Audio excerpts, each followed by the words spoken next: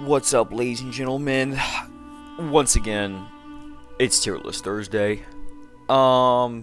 This week we're gonna be doing Dark Souls 1 bosses. Dark Souls 3 was the second one ever, and that was like months ago at this point. And I figured why not get back on the train, Dark Souls train, get all the bosses out of the way. So we'll be doing Dark Souls 1 this week. And next week we're gonna do Dark Souls 2. Spoiler alert. But yeah, before I get into it, there's this quick little announcement I gotta make. Starting next week, so like after next week, I think I'm gonna be making these bi-weekly. So only a tier list Thursday every other Thursday. I wanna make these a weekly thing, but life has been all gas, no brakes, and I'm finding it increasingly difficult to find the time, energy, and motivation to record these. And I don't want these. I don't like just phoning these in. I want to be able to actually give y'all something of substance, whenever I'm talking about this shit. So yeah, I think I'm gonna be doing it bi-weekly. It'll give me more time, and hopefully I'll have more substantial. There'll be more substance to them. It won't just be, oh, this is cool, I like it. Oh, this is lame, I don't like it. But yeah, without further ado, let's get right into it. That's getting a little loud. I need to turn that down. Oops, did not mean to do all that. So, starting off Asylum Demon. Asylum Demon's a very good tutorial boss. And before Eudix Gundyr, it was the best one. And barring Eudix Gundyr, it's still the best one.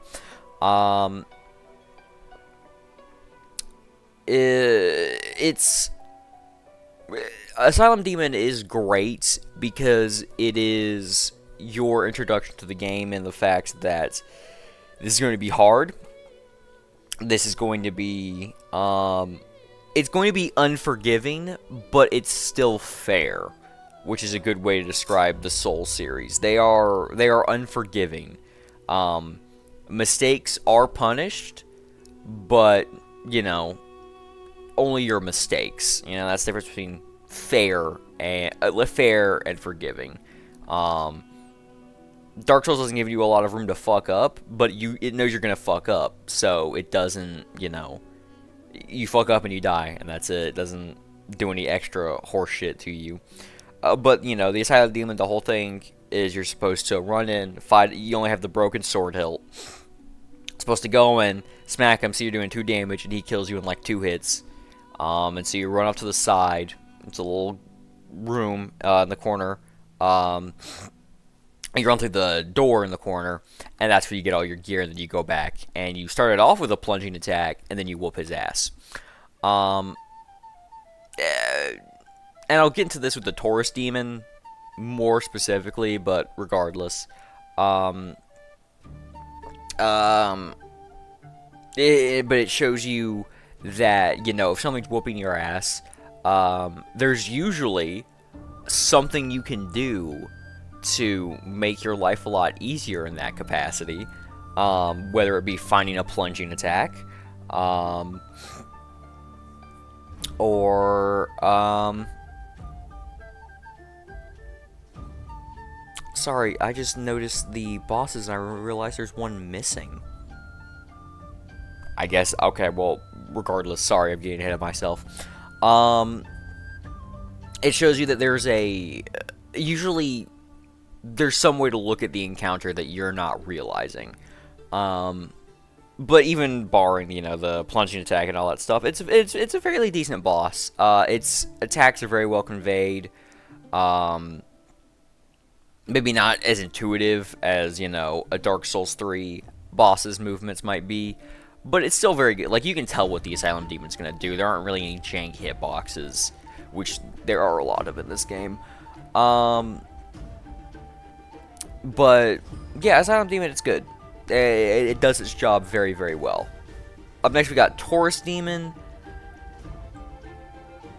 who...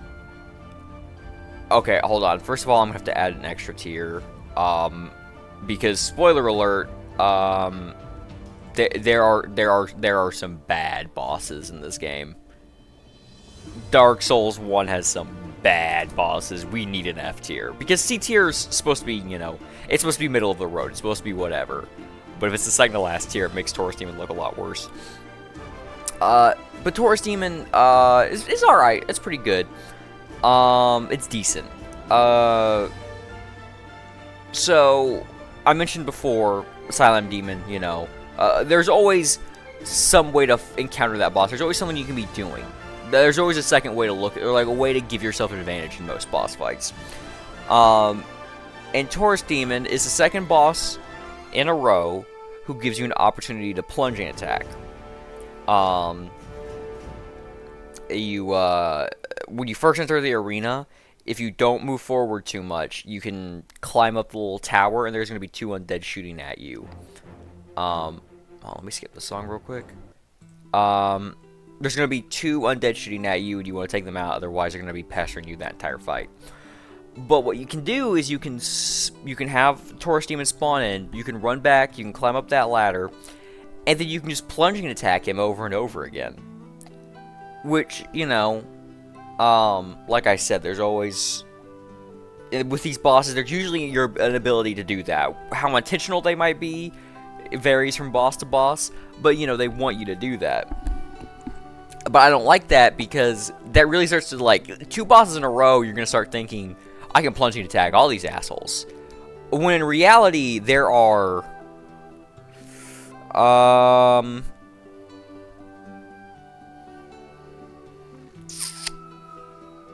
There is not a single... yeah, there's not a single, boss you can plunging attack after Taurus Demon. Technically, there is one other boss you can plunging attack, but you're not really technically supposed to be able to. You can only do it through a bug. But they do it in speedruns, and it's sick as fuck. But yeah, Taurus Demon, the arena you fight him in, I find kind of annoying. You fight him on a very narrow bridgeway. Doesn't give you a lot of room. There's a gap in the walls that the Taurus Demon, you can make him fall off of, which is classic Dark Souls 1 jank. The fact that I can make a boss fall out of the arena and die kind of sucks, actually. But he does have, Taurus Demon does have a really cool, unique thing where, you know, because he's got this big ol' hammer axe thing. And if you block that, he just does a big ol' swing. And if you block that, your character gets sending flying backwards. Like, they do a flip backwards from the impact. And there's, like, extra recovery frames from that attack. That's just neat. Yeah, it's just a small, neat little detail. But, yeah. Cramped Arena. It's a little hard to tell what he's doing half the time, because you really gotta be hugging his crotch to hit him, and that obscures your view of his body. But it's not a terrible fight. There's some... Well, there's some bad fights in Dark Souls 1. There's gonna be more negatives than positives in this tier list, unfortunately. Up next, we got the Bell Gargoyles. They're another alright tier, alright boss fight. I'll put them above the Taurus Demon. So, this is the first of many bosses in Dark Souls 1 where you can attack the tail. That's just a thing in Dark Souls 1. You can attack enemies' bosses' tails, and a lot of them drop weapons from it. And the Bell Gargoyles are no exception. You can attack their axe, attack their ass and get an axe. It's not very good. Unfortunately, it's kind of a shit weapon, but hey, it's your introduction to that gimmick. It is also this game's introduction of the gank fight. For halfway through your fight with the Bell Gargoyle, a second one spawns, and you have to fight two at once. And usually one will attack you normally, same movement set you've already been dealing with, and then the other one will start to sort of hang back and just shoot fire at you. Now,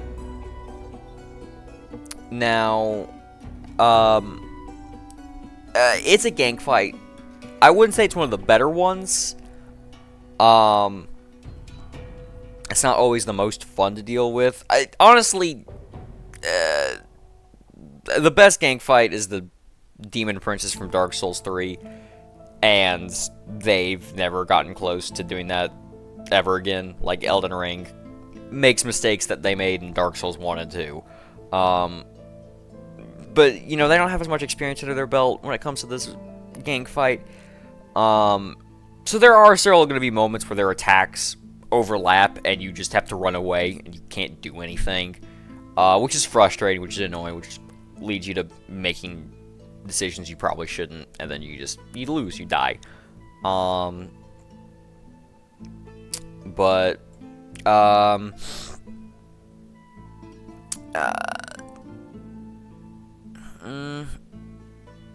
mean, yeah, thankfully though, and as is the case for like this entire game, like Dark Souls 1 is the game where like things die the fastest, like bosses die the quickest.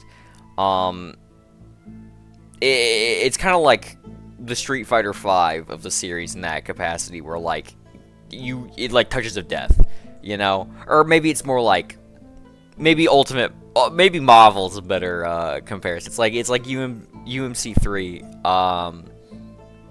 Like pretty much every character, you know, has a touch of death in that game.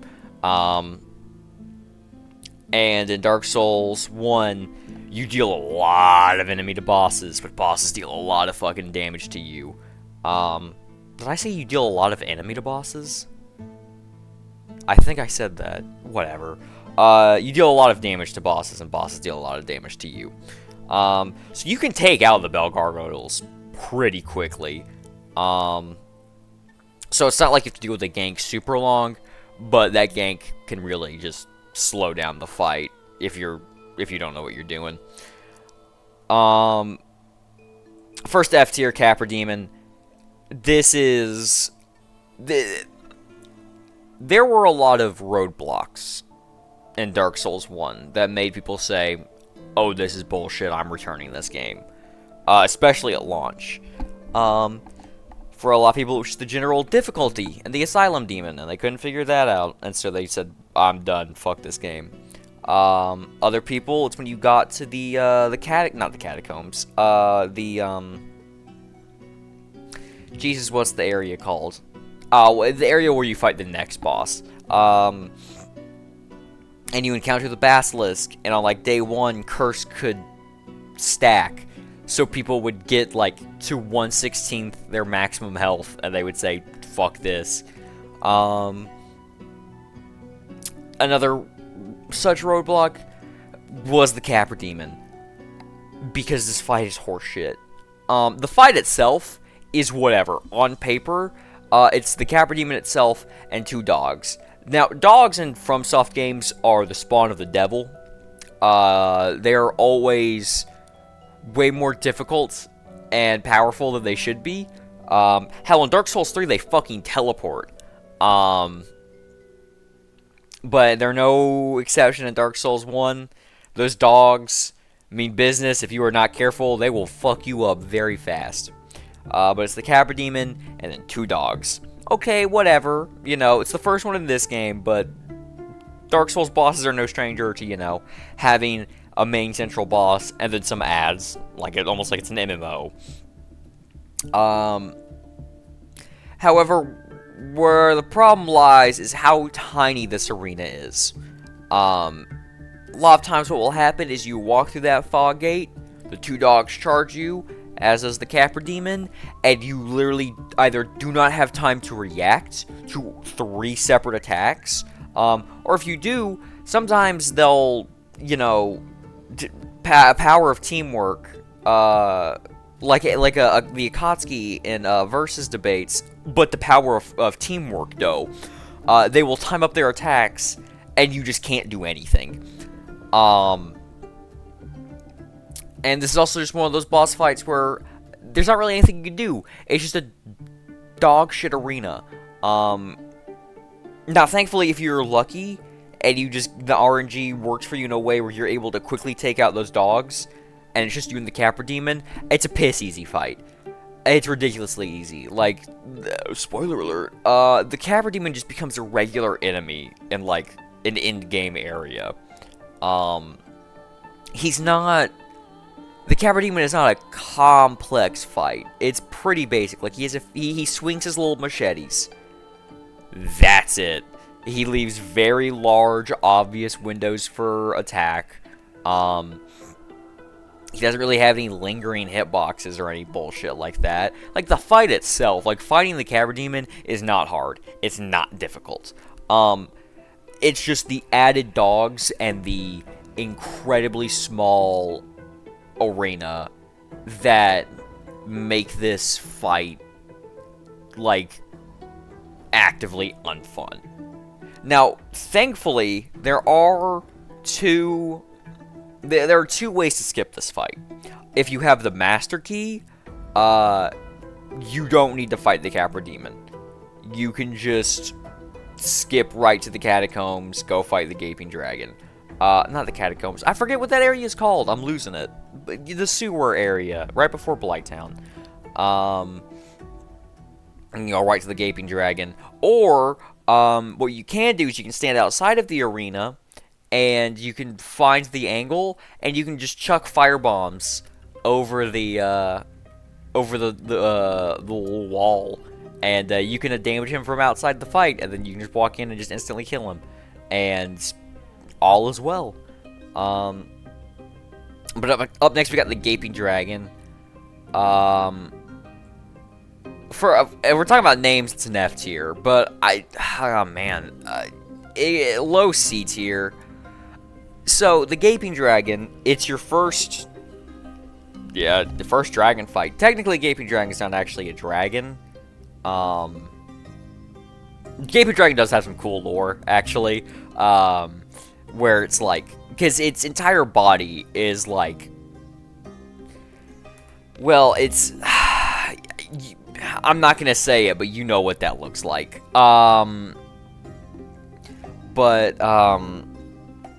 You find it in, like, little sewer areas, you beat it, and that's how you get the key to Blighttown, but whatever. But it's called the Gaping Dragon because it hung out down there, and it would eat, like, undead who got, like, thrown down there. And it just grew ever more gluttonous. Like, it got hungrier and hungrier and hungrier, and wanted to consume more, and that gluttony, that desire to eat, that need to consume, feed me more. Bro was in feast mode 24/7. Could not turn off feast mode. And that caused its mouth to just basically consume its entire body and give it even more room to eat with, which is cool. I like that. It's neat.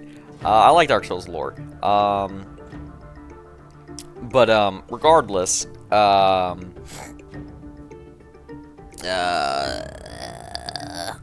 the fight itself, so Gaping Dragon is the leading proponent of bullshit lingering hitboxes, or more specifically, this is back when FromSoft didn't entirely know what they were doing, and so, like, during a lot of attacks, the Gaping Dragon's entire body becomes a hitbox, and it's very annoying. Like, there are attacks where, like, he goes to, like, slam his, like, mouth onto the ground, and if you're hanging out by, like, his tail, like, you'll get hit.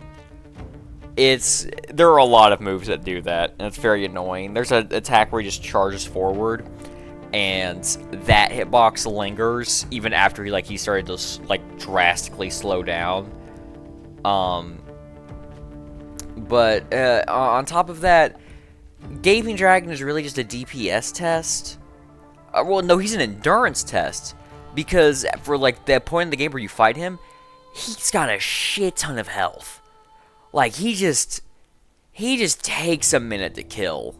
And that's really the difficulty with the Gaping Dragon, because all of his moves are very obvious, very slow, excuse me, very easy to dodge.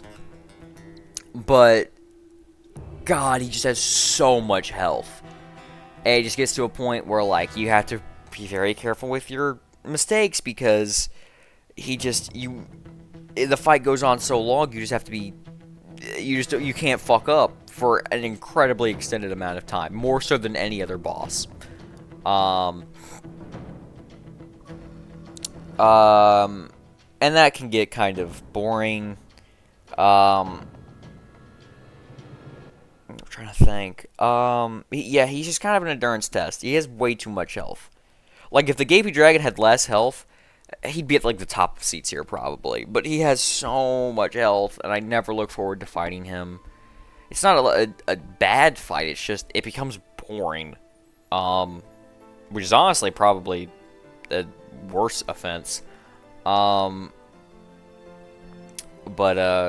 he's the second boss you can fight, who you can attack his little stubby tail, and it will drop a weapon. So yeah, he's keeping the trend going. But after that, after you deal with the bullshit that is Blighttown, we got Chaos Witch Quelaag, who's like the first good fight in this game. Quelaag's alright. Quelaag is not a bad fight at all. She's one of those bosses where there are gaps in her hitboxes. Where if you just hug her, if you just run up, like, right into, like, her little spider lower half, mouth, like, a lot of her attacks will just miss you. But that's also the case for a lot of bosses in the entire series. So it's almost like, is it a bug or is it a feature? I want to lean towards feature.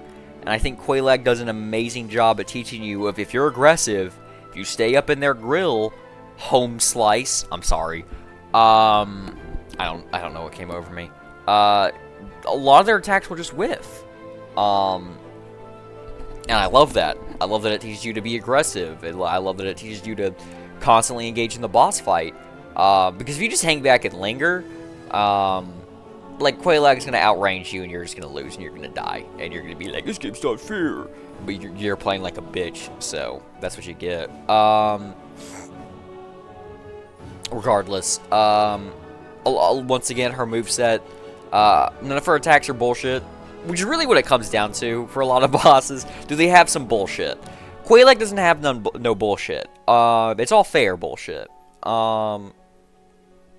She doesn't have any attacks, you're like, what the fuck am I supposed to do here? Her little, like, AoE explosion attack she does, sometimes that hitbox can linger a little longer than you think it does, and, like, the attack will, like, look like it's ended, and you'll charge forward and you'll get hit by, like, the last frame of it, and then you'll die. But besides that, you know, none of her moves are really all that ridiculous. She has a cool gimmick where, like, she'll, like, spew out lava, and she's, like, in, like, an area denial thing, and so, like, you have to still be fighting her. But, like, now there's, like, parts of the ground that are covered in lava. And there's, like, another boss that's like that, but that one sucks. But this one's alright, because it's not the entire arena that's lava with a few small exceptions. It's the entire arena that's normal, except now there's a little bit of lava near Quelaag, and you gotta be careful. It just makes it more fun, makes it more engaging. But, yeah, Quelaag's great. She's a fun fight. I always look forward to fighting her. Up next, technically I think should be Iron Golem, but we'll do Ceaseless real quick, because you can fight him right after Quelaag. Now, I'm going to be real with you. I'm a fraud. I've never fought Ceaseless the way you're supposed to, air quotes. I've always cheesed him, which really feels like the way you're supposed to, since there's an entire animation for it. But it goes in D tier.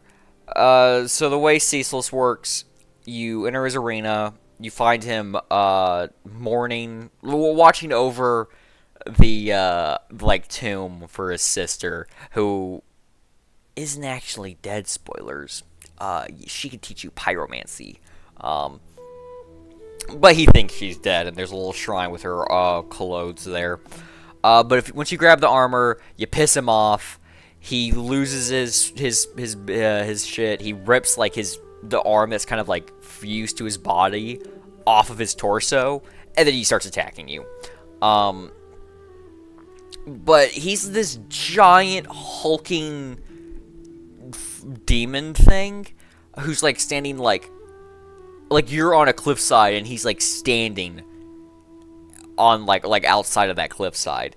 And so what ends up happening is you have to wait for certain attacks where he's gonna like slam the ground, and then you get a quick little opportunity to smack at him. And that's boring, that's slow. It becomes the game of, does Ceaseless want to let you engage in the fight, or is he just gonna make you keep dodging his attacks over and over again? Game. But what you can do is, the second after he rips his arm off of his torso, if you make a mad dash for the fog gate where you came from, you know, he'll chase after you. He wants to kill you for desecrating his sister's grave. But as he's walking the little area he's standing on, there's no more ground left, and so he will jump towards you to try and kill you. But he'll miss unless you're stupid and stand in the way. And then he'll like get his arm wedged on the ground, like he'll just be holding himself up on that tiny little cliffside. And then you smack his hand 6 times, and then he falls down and he dies. And that's not engaging. It's not fun. Like, oh, I grabbed something, I ran, and I hit him 6 times. It's one of the many bad puzzle fights in FromSoft history. But either way, he's not fun. He's not engaging. But he's one of those things where it's like, I've only ever done the cheese, and it's like, I don't even think of this as a boss fight. It's just free, however many thousand souls he gives you. It's a lot of souls for that point in the game. But yeah, he's whatever, D. He's not actively miserable to engage with like the Capra Demon, so he gets D tier instead of F. Moonlight Butterfly, we got another D tier. Now, if you're a mage build, or like for some reason you're using a bow, Moonlight Butterfly's whatever. It's such a whatever fight. But if you're doing a melee build, which you should be, that is how you should be playing these games. They're made to be played like that. They're more fun when you play like that. If you're doing a mage build, Moonlight Butterfly sucks. Because it just like Ceaseless Discharge, it becomes a game of, will the Moonlight let you engage in the game, or are you just gonna have to dodge spells over and over and over again until it decides, no, you get to hit me now? Because the way this fight works is, you walk in, Butterfly spawns, and it's flying outside the reach of the little bridge you're standing on, and it shoots spells at you. And you have to dodge these spells over and over again until eventually the Moonlight Butterfly decides, oh, I need to rest, I guess, and then it'll cling to the wall to like eat boss, which is honestly real as fuck, based. But it'll eat its little moss, and then you just get open. It's free real estate. You just get to smack at it, and that's it. And then it's wash, rinse, repeat. And it sucks. It's boring. You know, it's not engaging. You're just dodging the same attacks over again, and sometimes it will let you attack it back. And it's not hard. It's not challenging. It's long and boring, which I have been described that way many times before. So maybe I'm just projecting onto the Moonlight Butterfly.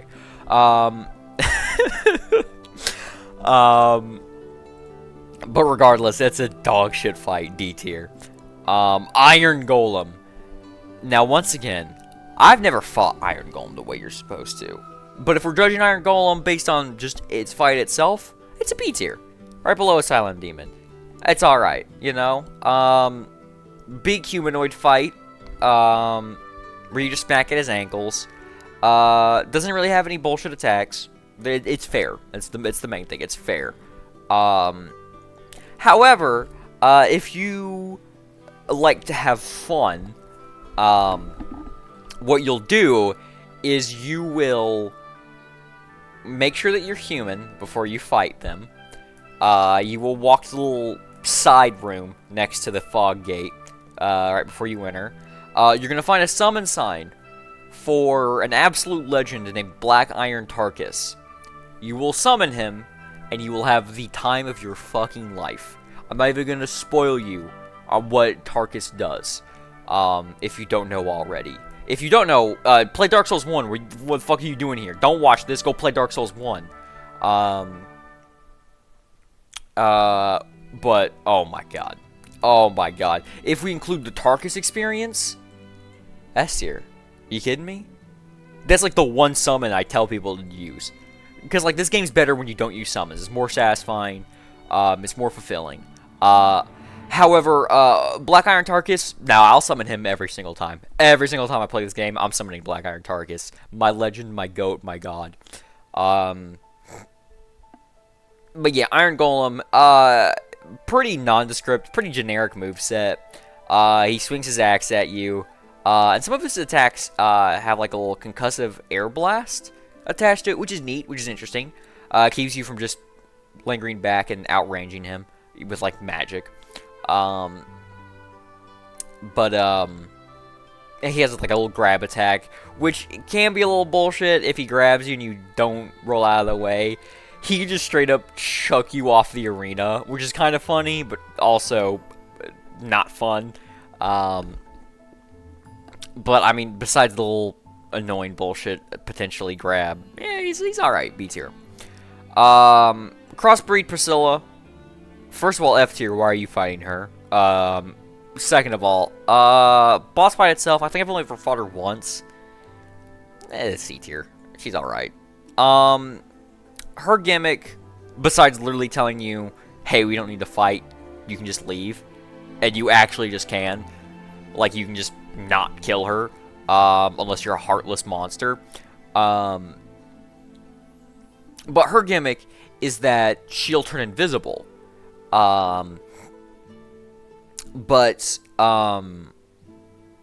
There is snow in her arena, and like there's the arena's covered in a thin layer of snow, and you can see her footsteps in the snow, and that's how you know how to attack her. And I mean, and I think there's also an audio cue. Like, I think you can hear her little pitter-patter footsteps, which is neat, which is cool. She's not a very imposing fight, though. She's not supposed to be. Priscilla's very much supposed to be a boss fight where if you kill her, you're supposed to feel like you just beat up an ill child. Because you did. What's wrong with you? But yeah, it's whatever. She has a cool badass scythe, which is definitely bonus points. But as a fight, it's whatever. You know, it's effective at what it wants to do. You know, it shows off her cool little crossbreed stuff. Whatever. Invisibility gimmicks, neat. It's cool. But she's not very imposing. She's not a difficult fight. And she's not supposed to be. C tier, whatever. Hot take, wee woo, wee woo. Sound the hot take alarm. Ornstein and Smough suck. This boss fight fucking sucks. I mentioned roadblocks. Ornstein and Smough were a massive roadblock.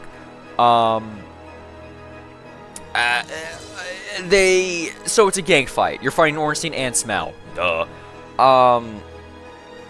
And it's bullshit. I hate it. So the thing is, it's a formula as old as time. You got the small, quick one, and you got the big, slow, heavy one.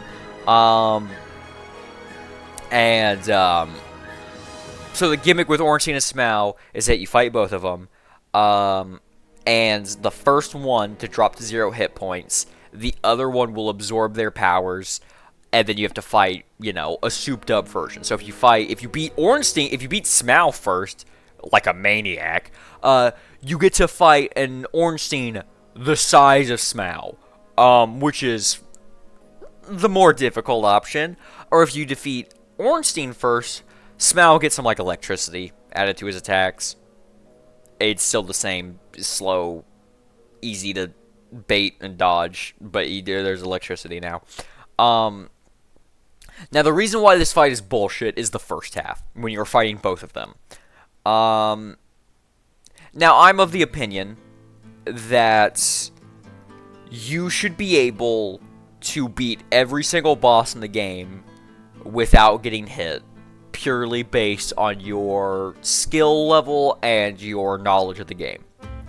If you know what you're doing and you're good at it, you should never get hit. Because getting hit should always be the result of a mistake you, the player, made. And the instances where you are forced to take damage is not fun. That's bad game design. Because taking damage is your punishment. You know, that's supposed to be your... it's a punishment. It should be a mistake. It should be your fault. So anytime you're taking damage, you know, you have that response of, oh, I made a mistake, I messed up. And so that should be the only time that ever happens.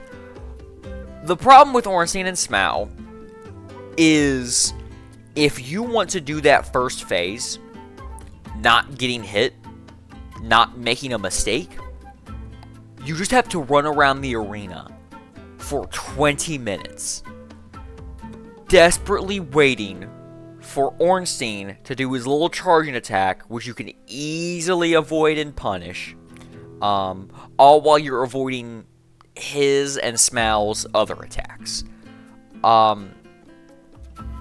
Because usually you want to defeat Ornstein first. Super Smough was so much easier than Super Ornstein. Now, if you don't want to run around the arena waiting for those attacks, those specific attacks, for 20 minutes, you can just charge in and trade hits. And, you know, sure, you can do that, but that's bad game design. You shouldn't have to trade hits. Trading hits should just be either a mistake on your end, or a conscious, like, oh, the boss is low, I gotta get in, I gotta do it, I gotta do it, you know? Because, like I said, getting hit should be a mistake that is your fault. But with Ornstein and Smough, you have the quote-unquote correct way to engage in them, the way you should engage in every other boss, where you're not allowing yourself to take damage,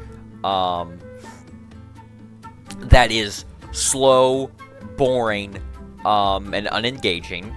And then there's the way where you can fight him, you can fight them the way you don't fight any other boss, where you just say, fuck it, we ball, fuck it, we ball, fuck it, we ball. And I hate that.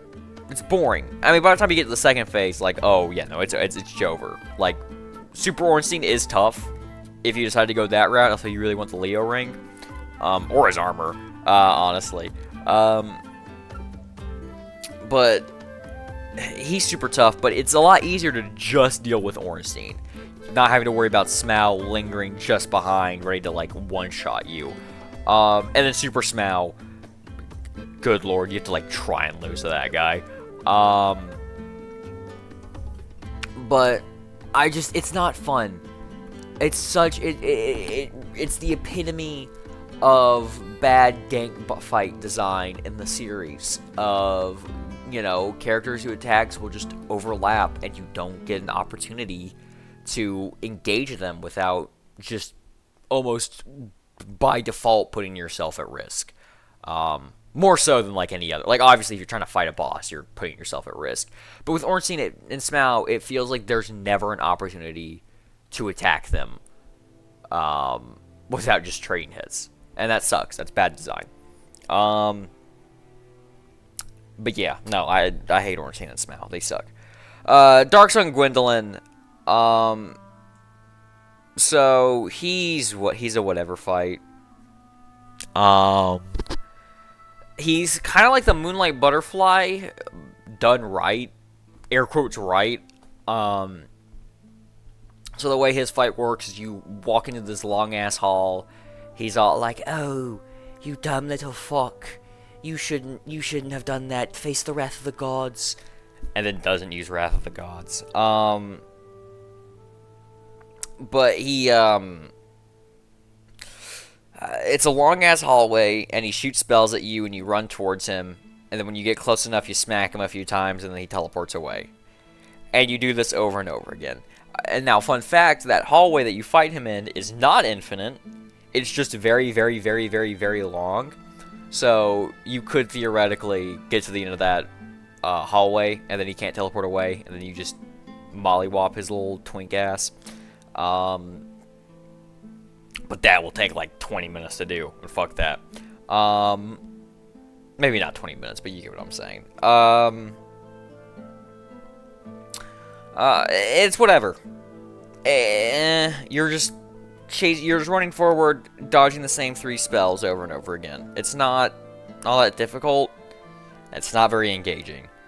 Now, granted, Gwendolyn's a completely optional boss, so there's that. But there's just not much to say, because there's not much to that boss. Very much feels like an afterthought. Pinwheel. Oh my god. I don't even... see, here's the problem with Pinwheel. I don't know how I'm supposed to rank him. Because I don't know when you're supposed to fight this guy. Because if you try to fight him early game, then the catacombs are way too difficult. They're way too hard. And, you know, no new player, no early level player should be expected to do that. But even then, and then if you get to Pinwheel, then like, yeah, I guess the fight will be, you know, fair. It'll be whatever. But if you go to Pinwheel, like, anytime, like, really after you ring the second bell of awakening, he's a pushover. Like, it's honestly ridiculous. Pinwheel is notorious for being a pushover. He doesn't do a lot of damage. Like, he's got a fireball attack that can really hit you hard, if you even give him a chance to use it. Because Pinwheel basically has slightly more health than, like, a glorified enemy. Like, just a glorified ad. It's absurd how quickly you kill him. By far the easiest boss. Arguably in the series?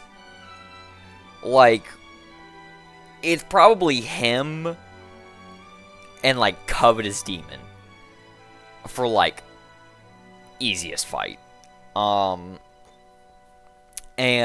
a lot of times in this series, unfortunately, if something is easy, that probably means it's unengaging. Because you don't have to turn your brain on. Like, I guarantee you, somebody could beat Pinwheel with only, like, 80% of their brain functioning.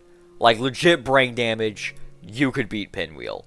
I could teach my father, who probably hasn't played a video game since I was a child, and would force him to play them with me.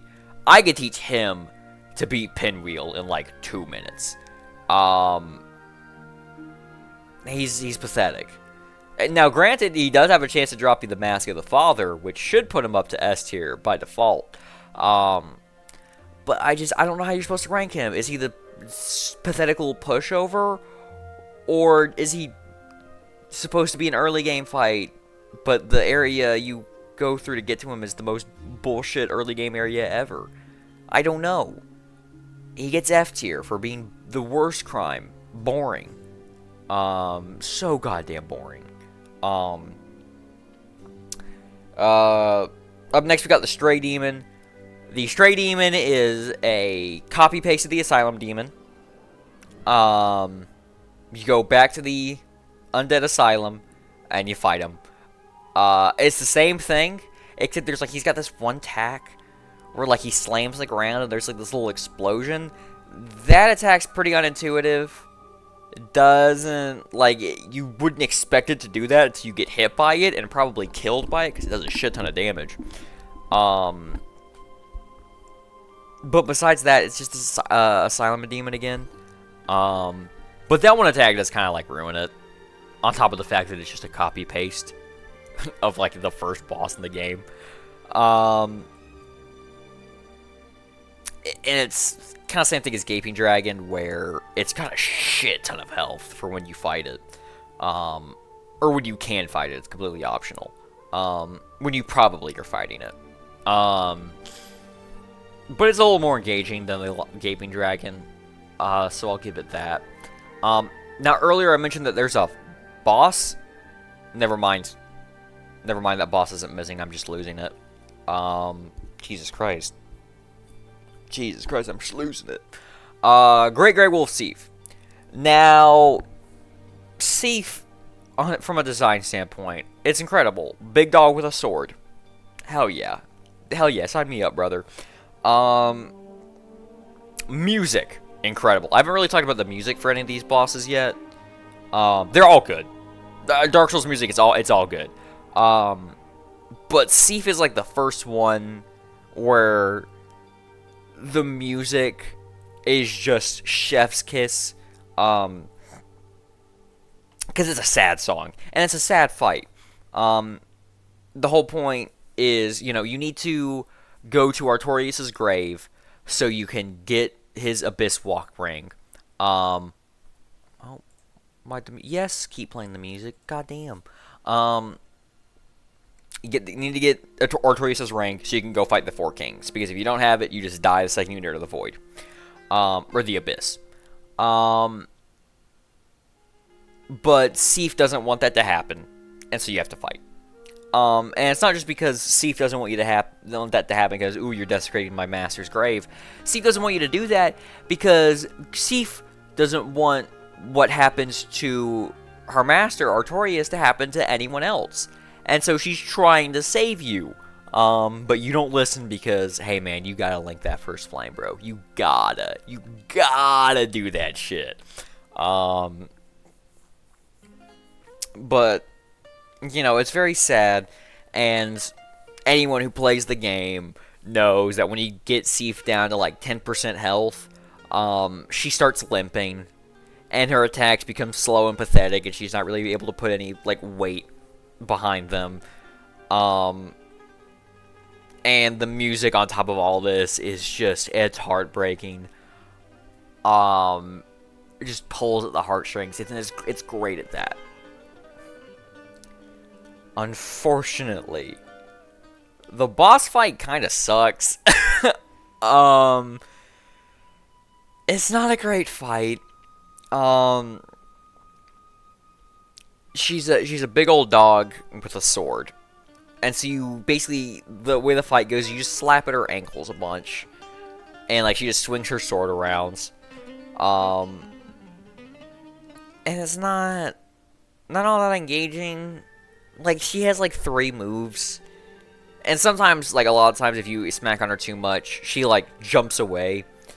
And it just becomes a game of like chasing down Seath, and that's not fun. But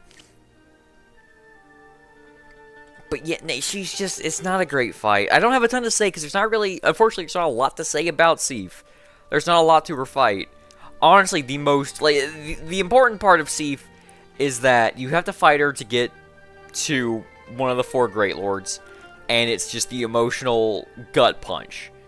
And if you do the DLC before you fight her, the emotional gut punch gets even worse, because in the DLC, you can encounter her and you can save her in the Abyss. And if you do that, when you fight her, she recognizes you. And then when she goes to grab the sword, she's even more mournful, because it's the same thing. It doesn't change her motivations. She doesn't want what happened to Artorias to happen to anyone else. And now it's just even worse for both of you, because she knows who she is. She knows who you are. And now she really doesn't want what happened to Artorias to happen to you, but you're a stubborn little fuck. Naughty little undead. I'm sorry. I don't know why I said that. But I don't... Yeah, it's...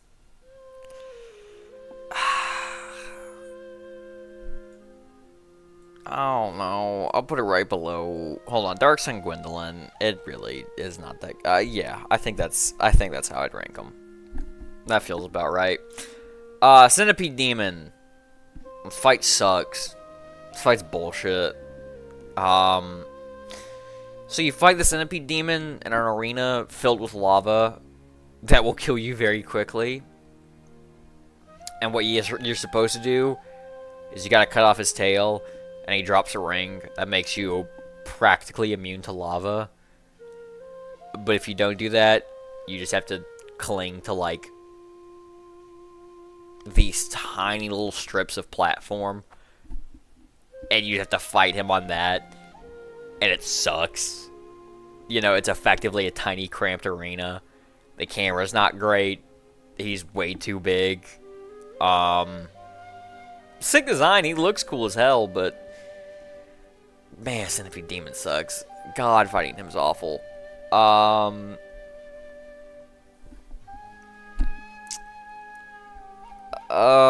trying to think. That's really the big thing. It's just the fact that, like, if you're not lucky, you won't get a chance to chop off his tail. You won't get, like, oh, God, what's it called? The fucking propane or coal ring. That's not what it's called. If you're not lucky, you can't get his ring. And you just get to fight him on, like, these incredibly restrictive platforms, and it sucks, and it's terrible. It's bad design. It's just bad boss design. It's better than Orange Scene, but holy shit, it is not a good fight. Demon Fire Sage. So, Demon Fire Sage is the third reskin of the Asylum Demon.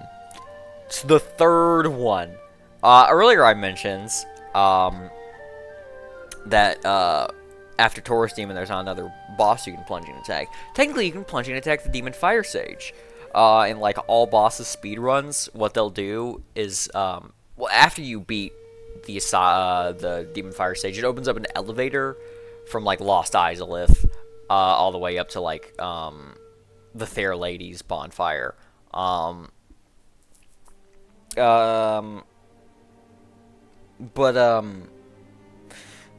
you can do is you can like do this little glitch where like you quit and reload over and over again, and it causes you to like slip through like that little platform. And it'll, as you're descending, you know, you'll be directly above the Demon Fire Sage. And because the Fire Sage is a straight up reskin of the Asylum Demon, it's still coded to, you know, be able to be plunging attacked. Yeah, neat little fact. None of you were ever gonna do that, or see it happen, but you can do it. So lore-wise, Demon Fire Sage is kind of cool because this thing is like so old. It's one of the earliest demons. This thing doesn't like, it uses like flame attacks, but they're not pyromancies. They are flame sorceries, which is what people did before pyromancy, which just tells you that this thing is old as shit.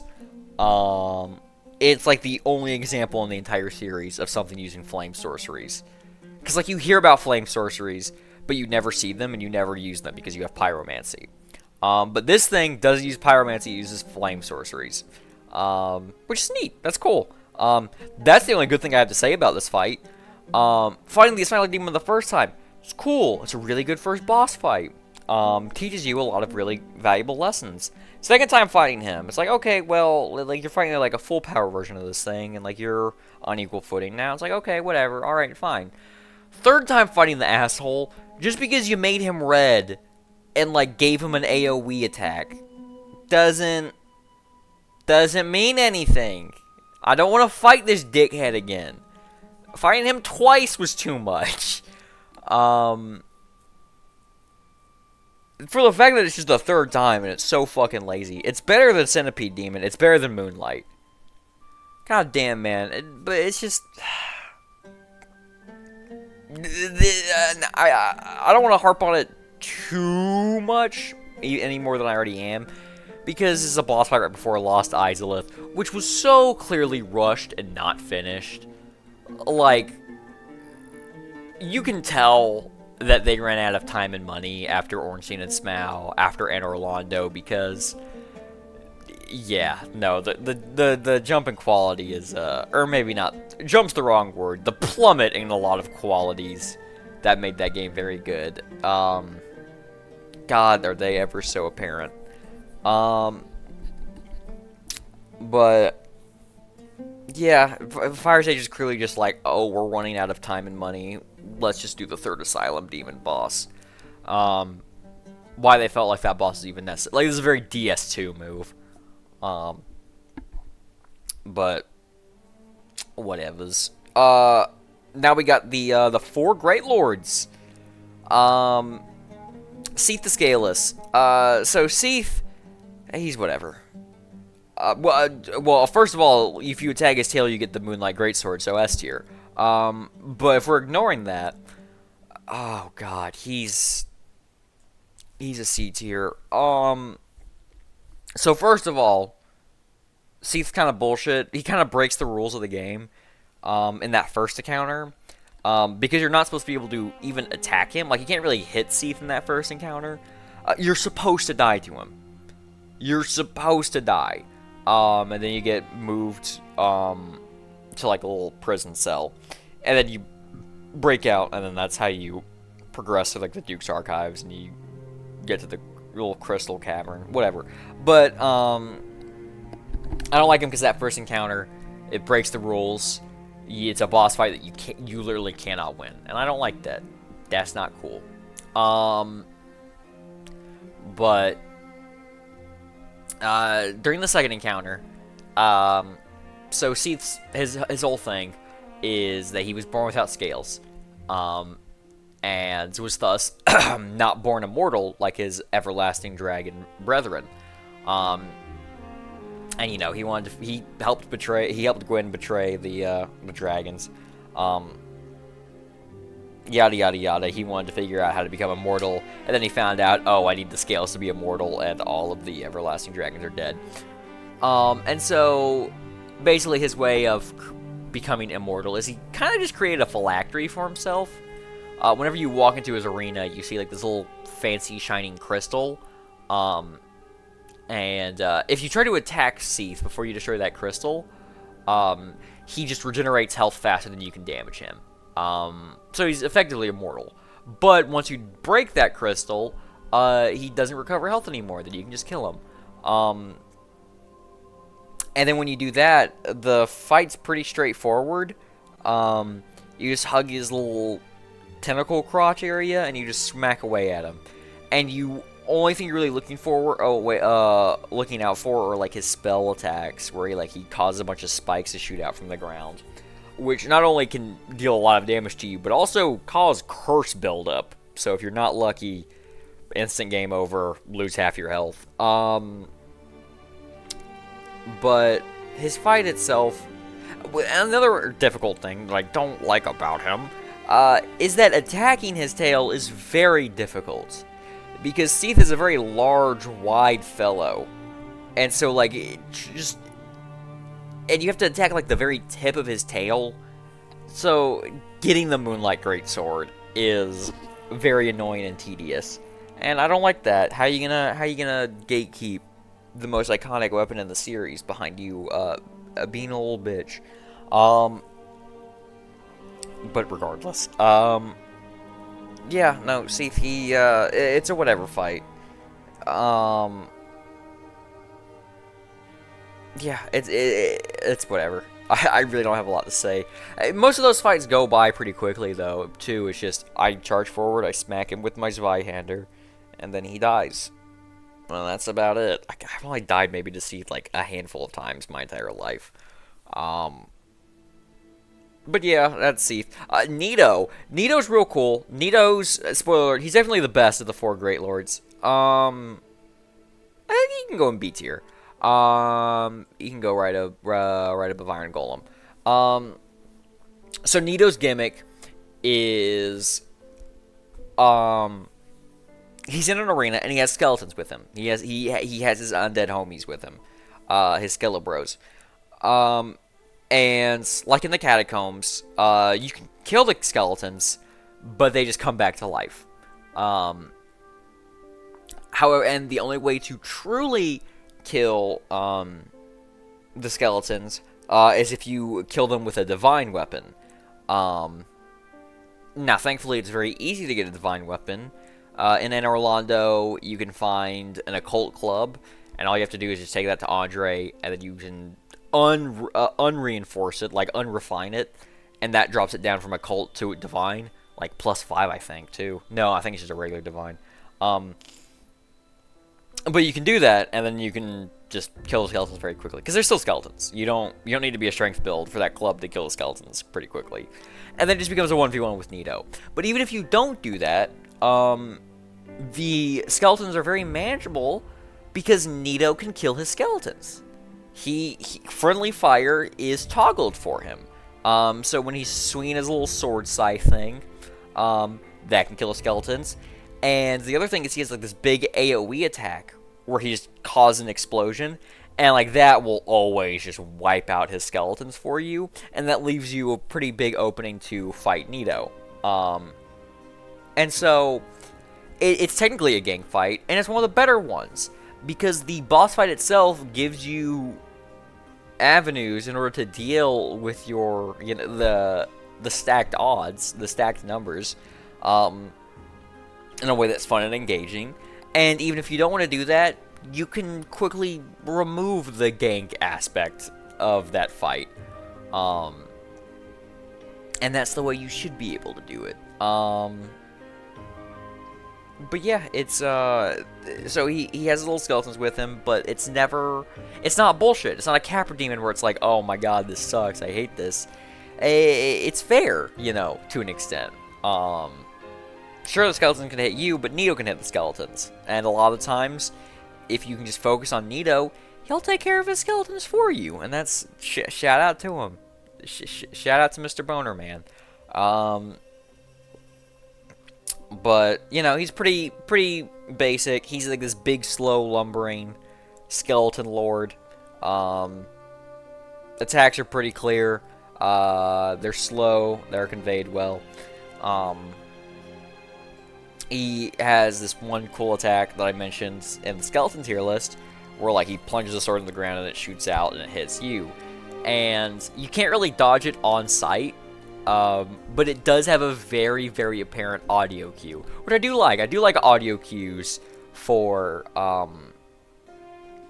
like boss moves. It just makes them engaging on an additional level. Like not only are they engaging visually, but now you're like listening to them. I like that. I think it's cool. But yeah, Nito, not a ton to say about him, especially if you take out the skeletons with a divine weapon. Not a lot to say. Pretty easy fight. But he's pretty cool. I love Nito. Shout out to him. So, Four Kings. I fucking hate this fight so much. It's a DPS check. You spawn in, you fight the first king, and then after a set amount of time, the second king will come in, and then the third, and then the fourth. And if you are fast enough, there will be a small little gap in between kings spawning, and then the fight's like, whatever, it's quick, it's easy, no problem. But, the main reason why I hate these guys so much, as you go into new game cycles, they get a lot more health, and then the DPS check kind of becomes unattainable, and then you just have to. It just becomes a gank fight when it never needed to be, and it sucks. And you might be looking at the art and think, oh, why is the Four Kings the only one who's like? It's like they're like render on like a blank slate. Nope, that's the arena. You fight them in the void. It's complete blackness. And that creates an issue because you don't have like any ground. So you can't really tell how far away the Four Kings are. Like you can't gauge the distance because you have nothing to compare it to. Like there's nothing you can't see how close or far they are relative to the ground because there is no ground. And so like that makes certain attacks slightly difficult to dodge because you don't know how close or how far away he is. Like you don't know if he's just small or if he's just really big. It sucks. I hate that. It's neat visually, but actually trying to fight like that sucks. They have this one attack where like they shoot like this little purple energy beam at you that's very slow and homes you. Its homing is incredible. That move, I'm still not entirely convinced how, or I'm not entirely sure how you're supposed to dodge it. Like, I still get hit by that shit, like, every single time. Which, yeah, skill issue, whatever. But it's also, like, it's not intuitive. The timing, because, like, you'll roll through it, and then it'll just circle around and still hit you. I don't know. I hate this fight. It's awful. I never look forward to it. I always save it for last. It just sucks to fight. It's not fun. I hate it. I hate it. I hate it so much. It's just because one way or the other, it's either you meet the check and it's very quick and unengaging, or you don't, and then it very quickly gets out of hand. But I lied. I gotta make an additional tier.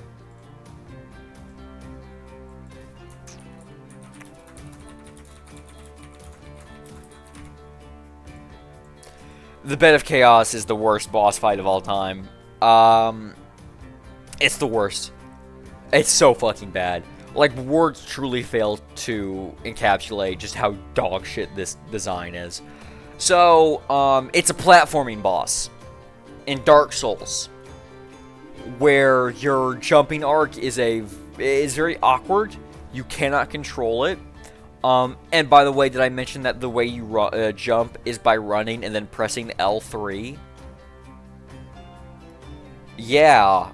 So the gimmick for a Bed of Chaos is it's this big old giant tree monster who like swings its arms at you. And what you have to do is you have to run to the side of the arenas, and then there are these little like orange light bulb bonfire things, and you destroy that. You destroy the first one, which causes like one giant flame arm to erupt from the tree monster. And then you run to the other way to do the same, get the little thing on the other side. But as you're doing that, the floor starts to fall apart. And, granted, the floors break the same way every single time. But they don't break in an intuitive way. Like, if you just want to go through that and never fall down little pits, you just have to commit to memory where the pits are in that fight. Now, thankfully, but anyways, I'll get to that in a second, actually. And so what happens is, you know, now you have to, like, you got these very narrow paths that you have to follow, and like it's not like the Bed of Chaos just like washes and let you do this. Like you're having to walk down these like narrow pathways in between two separate like you know falls to death, and it's swinging its little bullshit arms at you, and it will very routinely knock you into the holes, and kill you that way, and it sucks. That's the most frustrating way to die.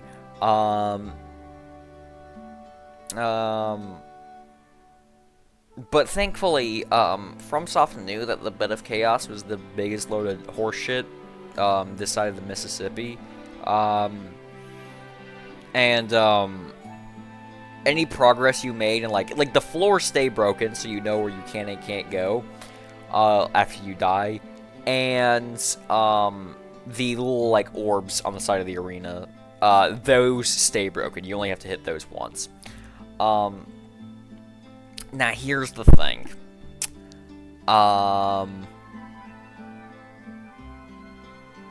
It's... Well, the thing is the entire boss fight. But it's one of those fights where, like, dying 99 times out of 100... 999 times out of 1,000, it's not your fucking fault. Like, you're just trying to, like, you can't have eyes on, like, where you need to go and look at the Bed of Chaos itself. Like, you don't know when attacks are coming half the time. So it's just gonna blindside you and fucking just take you out like that. It's just the epitome of dying not being your fault. Like, getting hit, but you didn't make a mistake. The design is just that bad. But on top of all of that, after you destroy the second little orb, what you have to do is you have to run back to the middle of the arena and then you have to make a jump from like the crumbling platforms to like this little like small little lip of like the bed of chaos itself, and then you go forward and you find out the actual bed of chaos is this little pathetic little worm thing, and you hit it once and it dies. But like I mentioned earlier, jumping in this game it's an art, not a science. And there have been times where I've broken both the orbs, go to make the jump, and then I just whiff it, and it's awful. Or the physics of the game, you jump maybe slightly too soon, and you just kind of like wiggle around, and you just slip right off and you die. But yeah, no, it's the worst thing FromSoft has ever done, and they know that. Miyazaki has gone on record apologizing for the state of this boss. Thankfully, guys, we got to the DLC. And the DLC saved this game's reputation. Because if you notice, I don't have a lot of great things to say about these bosses. It's the most bottom-heavy tier list I've ever done. There's 1 A tier, 3 B tiers, and then everything else is middling or bad. That was until we got to the DLC. So, the Sanctuary Guardian is this sick little chimera thing. He's an A tier. I'm not putting him above Quelaag, though, but he is an A tier.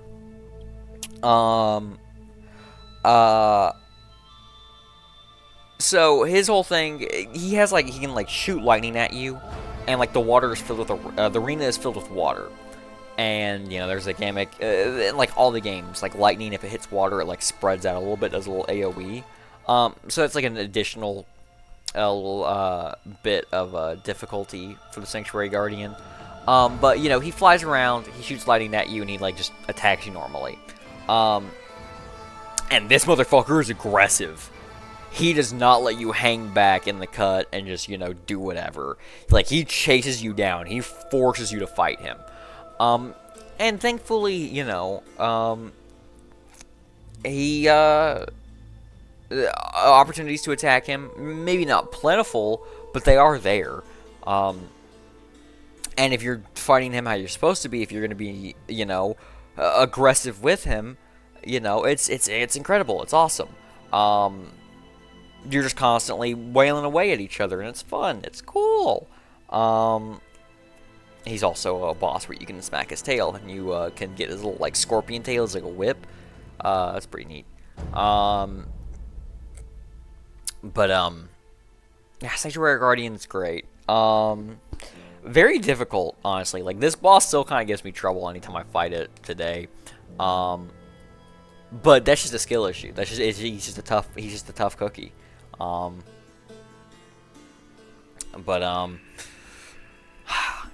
We can get into the real heavy hitters. So Artorias saved FromSoft's entire reputation. This boss fight is the framework for every boss fight that came after it. Artorias is such a good boss fight. There weren't a lot of humanoid, like, you know, armored knight bosses in the series up until this point. I mean, you had Ornstein, but he's a little different. I guess Iron Golem could kind of fit in that, but he's so big, it's just a different fight entirely. Artorias was, like, really the first one. And that's when FromSoft realized that, slightly larger than you guys in armor, is peak. That is the best way to fight, to make a boss fight in this series, because they basically have to engage with you on the same level that you engage with them. And it's peak. Artorias, it's incredible. It's incredible. It's like, Artorias is like discovering fire as a caveman. It's like, I'm trying to think of another analogy. It's just, the important thing about Artorias is that not only is he an incredibly well-designed fight, where he is aggressive while still giving you ample opportunity to, you know, be aggressive back. He is punishing, he demands a lot out of you, but never too much, never to an unreasonable extent. He, his moves are intuitive. They are well conveyed. He doesn't have any attacks where you're like, that's bullshit. What the hell am I supposed to do there? He has an interesting and fun mechanic where he kind of buffs himself up throughout the fight. And what you can do is you can either just hang back and let him get that buff, and you can use that as an opportunity to heal, because healing in Dark Souls 1 is not a free action like it is in Dark Souls 3 or Elden Ring. Like a lot of times, it's kind of like an RPG in the aspect of you can fight, you can attack back, or you can heal. Pick one. Like like a turn-based, like, oh, boss just attacks and now it's your turn. Do you want to attack him back or do you want to heal? But like, he has that power up, and you can use it as a perfect opportunity to heal because he hits like a fucking truck. But what you can do, but like if you let him buff up, then he hits like an even bigger truck. He upgrades from a Ford F-150 to a dump truck.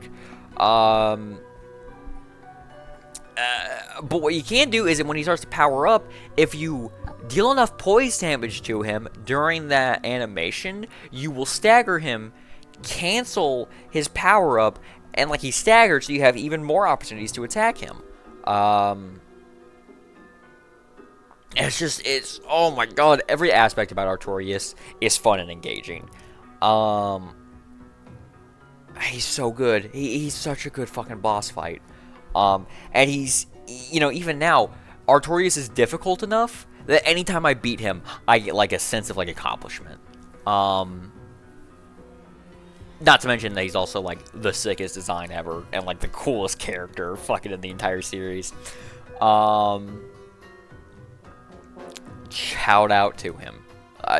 S tier, S tier, S tier. But right after that, we got Black Dragon Kalameet. The first and the staple of cool badass dragon fights in the DLCs. As far as those fights go, Dark Souls wise, I don't know where I would rank Bale. I only ever fought him once. I need to refight Bale. I need to replay the fucking Shadow of the Erdtree, really. But as far as the trilogy goes for Dark Souls, he's definitely middle of the road. He's better than Sin. He's not Dark Eater mid-tier. Nah, he's S tier. No, he's top of A tier. He's top of A tier because I need to reserve S tier. But yeah, Black Dragon Kalameet, he's a dragon fight. Now, granted, this was before FromSoft realized how you're supposed to fight dragons. He commits the great sin of just having you smack at his ankles. Like, you don't get to hit him in his head, where he does take more damage. He's programmed to take more damage if you smack his little one-eyed head. But you can't. You just get to smack at his ankles, and it becomes the same old song and dance as every dragon fight, where you smack at his hind legs, and then he'll do an attack where he sprays sprays his breath beneath him, and then you run away to keep you from just making that a completely free opening. It's a lot of that. It's a lot of full body hitboxes. It's still a dragon. It's still a badass, well-made dragon fight, but it's still got that Dark Souls 1 jank to it. He has a neat little gimmick where like he has like this command grab where he gives you tinnitus. And your tinnitus makes it to where you get a debuff where like he does like double damage to you. It's pretty rough. But yeah, he's a fun fight. But like I said, he's a fun dragon fight. But it was before FromSoft realized how dragon fights are supposed to be made, so he's not Dark Eater mid-tier. But I mentioned reserving S tier. The other one's for Manus. It's really a toss-up whether you think Manus or Artorias is a better fight. I like Artorias more, but if you say Manus is the better fight, that's also correct. Oh my God, man. You want to talk about aggressive. This is the, by far, like, it's almost, the difference between Manus and the other bosses in this game. He almost feels like a Bloodborne boss compared to how quick and aggressive he is with you. But it's not unfair. Like, he's not too fast. It's not like, oh, he's playing a different game than me, I can't do this shit. He's not. He's still playing Dark Souls 1 with you. He's just playing it at a level you've never seen before. Excuse me. Easily the most aggressive boss in the entire series. He has the quickest attacks, the smallest windows, but they're not to a gratuitous extent. They're not unfair. Excuse me, let me just... There we go.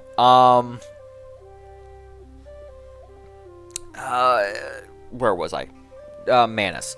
A fun little lore fact, he's probably the furtive pygmy. It's never confirmed. It's pretty implied. I like the idea of him being the furtive pygmy, like the origin of humans and undeads. But anyways, he's playing Dark Souls 1 at a level you've never seen before. And, you know, there's a additional fun little gimmick, because, like, he'll have spells. Like, he has his, like, dark sorceries, that you can find in Ulasil. But, like, he has these spells where, like, he'll, like, summon, like, this ring of, like, humanity sprites to, like, home in on you. But if you have his pendant, if you can find the silver pendant in Ulasil, that gives you a way to, like, because, like, before, dodging those moves, very, very tight punishing window. But you can get the pendant, and it's a quick little, like, Wrath of the Gods kind of like push miracle, and like it flings the spell projectiles away. And there's another one where like he like summons like a rain of the same thing, and you can do the same thing with that, and it's fun. Like when you get into the flow state where you're like rolling and weaving with his attacks, you're getting your own in, and you're like swapping between your Estus and your pendant, and you're, you know, reflecting his little spell attacks. It's just, oh my god, it's like doing crack in a video game. It is fucking incredible. It's so good. It's so good. But man. Like I said, the Artorias of the Abyss, it saved that game's reputation. Because before it would have been, oh, it's a fun, tough, like Metroidvania-esque action RPG with some dog shit boss fights. But then the DLC came out, and everyone was like, oh, this is the greatest shit ever. And people remembered it that. People remembered it as that. People would talk about the bosses and how tough but fun they were. And when they said that, they meant Artorias and Manus and Calamite. They didn't mean the base game ones. And then Dark Souls 2 is like, well, people keep talking about the bosses, and so they made a shit ton of terrible bosses. And then FromSoft released Dark Souls 3, and for that brief time span, they figured it out. They locked in. They made all of the greatest boss fights in the series. And then Elden Ring came out, and they kind of forgot half that shit. But regardless, so good. So good. Unfortunately, I do have to end with a dud. Gwyn is a terrible boss fight. So, he's aggressive. Gwyn will charge you down the second you walk in. Oh, if you want to talk about music, fucking, oh my god. Plin Plin Plon. It's iconic. But he chases you down the second you walk in. But really, when it comes to Gwyn, there are two things I need to address. The first one is the fact that you can parry him. He is the first Souls boss you can parry, and in Dark Souls 1, he's the only boss you can parry. And if you know how to parry, it trivializes him. Like, Gwyn becomes a fucking joke. It's pathetic. There's not a damn thing he can do to you.